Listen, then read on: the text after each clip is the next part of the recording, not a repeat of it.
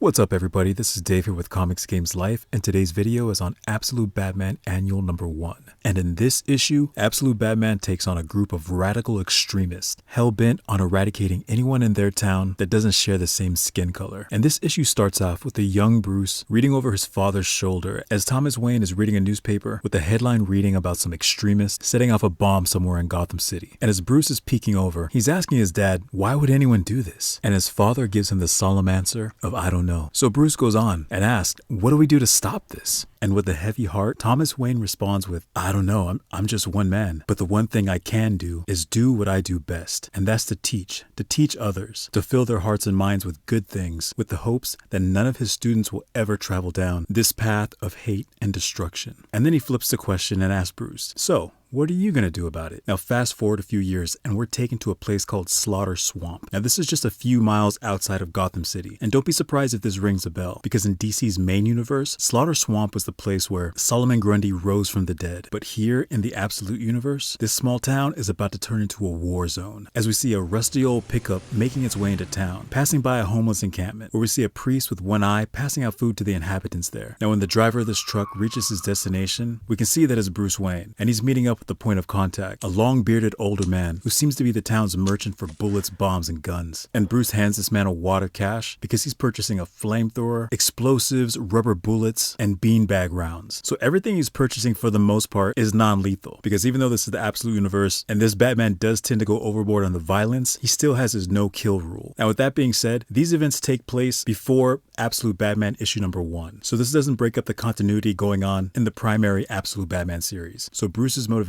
for purchasing these weapons is to support his mission with ridding Gotham City of all of its crime and corruption. So just by chance, he asked the bearded man, what's going on with that encampment at the edge of town? And the man's response is pretty cold. He says, I don't know where they came from, just some people hoping they'll find something better here, but they didn't. And just then, Bruce hears a commotion, and it sounds like someone's beating up a woman. So as he goes to investigate, that bearded man tells him to just leave it alone. And we know that's not going to happen. And when Bruce gets around to the side of the building, we see 3 guys in pigsy masks assaulting a woman and her child. And not only are they abusing them physically, but they're saying all sorts of racial stuff about how they don't belong here and how this town belongs to them. And they start breaking the kid's toys and his crayons. And that's when one of these creeps gets stopped dead in their tracks by 420 pounds of solid muscle. Now, let's take a second to appreciate the artwork here, because throughout this issue, we're going to see some epic moments of face-smashing, bone-breaking satisfaction. And just as Tweedledee and Tweedledum are about to get the same fate as their fallen friend, that old bearded guy monkey wrenches Bruce in the back of the dome. Now, I was shocked and disappointed to see that he was in on it, but I think this action really emphasizes the type of evil that's made its way into this town. And that's when the ringleader shows up, a tattooed man named DJ. And DJ, the bearded guy, the 3 guys in the pigsy masks, all decide to go to town on Bruce. Now, fortunately, this allows the woman and her child to get away, and for that priest who we first saw at that homeless encampment to jump into the middle of this brawl and shielding Bruce with his own body. And this is when we discover that the priest actually knew one of the attackers, and he pleads with him to stop because he knew this guy ever since he was a small child, and he knows that this isn't the type of person who he really is. And this causes the group to discontinue their onslaught because the things that they have planned for tonight are much more darker and disturbing than getting into a fight with a stranger in town. So while Bruce did sustain some injuries, he's not down for the count because the priest was able to get him back to his home, mend his injuries, and give him some time to rest up. And shortly after Bruce comes to, he notices one of the pictures that's sitting on a nightstand. And the picture shows a younger version of the priest. And you could tell that his arms are interlocked with another man beside him, and they look to be in the middle of a peaceful protest. However, looking at the upper portion of the photo, we clearly see some assault rifles pointing at them. And the priest goes on to describe how that was a long time ago. And while he's made a lot of friends in that time, the chase for peace is a never-ending journey. So as Bruce puts the picture back on the nightstand, he asks the priest, what do those tattoos mean that those guys had? Then the priest goes on to tell him that a few months back that an outsider came into town recruiting. Now he doesn't know much about this outsider, but he went about, as the priest says, filling the holes in the hearts of the boys and all the men, giving them a dark place to go to. Now I want to stop right there for a second. Now although this is a comic book set in a fictional world, what the writer wrote here really hit the nail on the head to describe the foundation of the problems that we see here in the real world. I feel like a lot of people in this world walk around with holes in their hearts, and I believe that those holes were meant to be filled with truth and goodness, and to attain those those things, we need to be in pursuit of those things. While if we stay stagnant and distracted, falsehoods and evil will manipulate its way into our lives, claiming that real estate for its own. So I hope that bit of advice helps some of you out there. And now back to the story. Bruce asked the priest about what the guys meant about their plans for tonight, and the priest tells him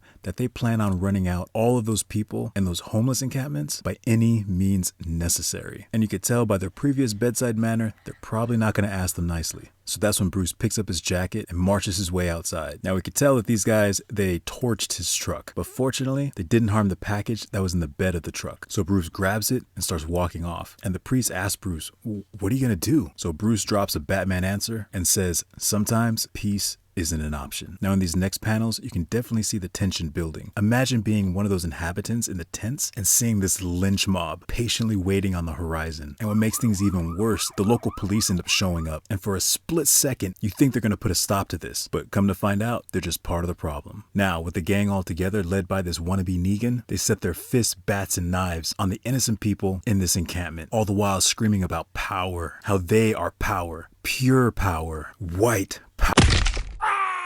Now, Absolute Batman may be a little rough around the edges, but his timing is impeccable. Now, hats off to the writer and artist of this issue, Daniel Warren Johnson, for giving us these over-exaggerated but satisfying moments of action. Now, if you want to see more of his work, I highly recommend reading Wonder Woman Dead Earth from DC Black Label. So back to the action, and there is plenty of it in these next panels. This behemoth of a Batman is smashing and bashing his way through these crowds. And the way he's going at it, it seems like he left his no-kill rule back at the priest's house, especially when that old bearded guy takes it upon himself to grab a little boy and put a gun to his head. And Batman's response is throwing 3 batarangs into the face of this old man and following up with a vicious knee to the face, which I'm sure would make any Muay Thai practitioner proud. Now, as the old man lay unconscious on the floor, Batman grabs the ring of keys that are strapped to his belt, and then he makes his way back to DJ, the posse's ringleader. And with his good arm, he's inching his way closer to that pistol, but he's so freaked out that when he fires, the bullets whiz past Batman's head. So Batman takes his opportunity to introduce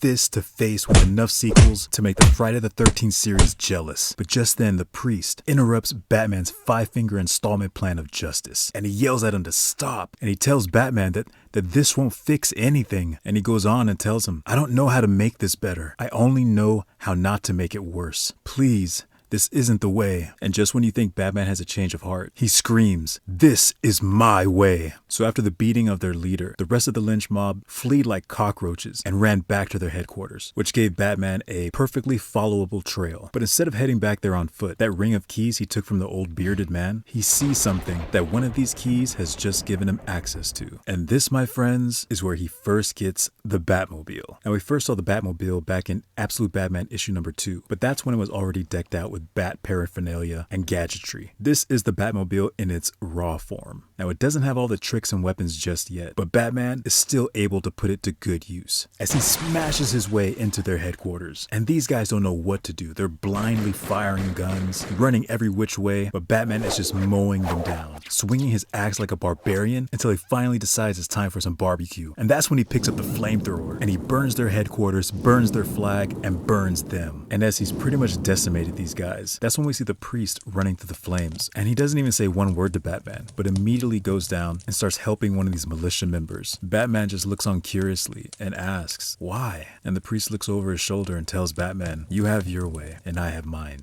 With Batman's newfound wheels, he makes his way back to Gotham City. But on the way there, he stops and takes a look back at Slaughter Swamp. And it's pretty easy to see due to the flames and the smoke lighting up the night sky. And then he remembers back to his childhood, to that moment that we saw in page 1 of this issue. And a young Bruce is telling his dad, "You made a difference. You did something. I want to do that too. I'm going to be just like you. I just have to figure out how." And that's when we see it. Thomas Wayne is showing Bruce a picture. That same picture that an older Bruce Wayne was looking at the priest's house. Because that man who was linked arms with the priest was Thomas Wayne. And he goes on to tell Bruce that this was before the mustache and really before he knew what they were doing. But goes on to say that, "I still don't really know what I'm doing. But you, Bruce, I know your nature. I know who you are deep down. You have a strong and compassionate heart. All you have to do is be yourself. No matter what you do, I'll always be proud of you." And then we look at this image. We see the industrial vehicle, but at the bottom of it, there's Batman sitting in the fetal position. So that's why I really enjoyed this story, because of how complex it is. It's easy to just lump people into the good guy category or the bad guy category. And because the bad people are doing bad things, we cheer the good guys as they put a stop to them. But what we saw here are two different sides of the coin, with Batman physically putting a stop to these bad guys, but just beating them nearly to death. But then we also see the priest, who at moments did reach out to some of these people, but he did it with mercy and kindness. Now,